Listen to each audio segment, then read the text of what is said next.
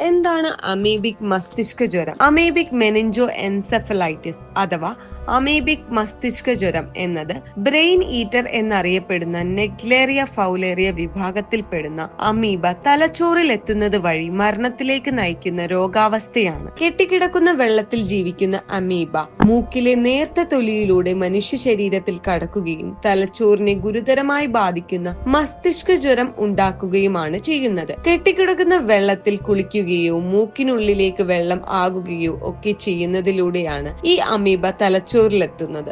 രോഗകാരിയായ അമീബയുള്ള മലിനജലം മൂക്കിനുള്ളിലേക്ക് കടക്കുന്നത് വഴി മാത്രമാണ് രോഗബാധയുണ്ടാകുന്നത്. ഇത്തരം അമീബയുള്ള വെള്ളം കുടിക്കുന്നത് പ്രശ്നകരമല്ല. ഒന്നു മാത്രമല്ല, ഇത് മനുഷ്യനിൽ നിന്ന് മനുഷ്യരിലേക്ക് പകരുന്നവയുമല്ല. സാധാരണ ഇത്തരം അമീബകൾ ചൂടുള്ള കാലാവസ്ഥയിലാണ് കാണപ്പെടാറുള്ളത്. തണുപ്പുകാലത്ത് അവ പ്രകടമായതിനു പിന്നിലെ കാരണം കണ്ടെത്തുന്നതിനായി വിദഗ്ധ പരിശോധന നടത്തേണ്ടി വരും.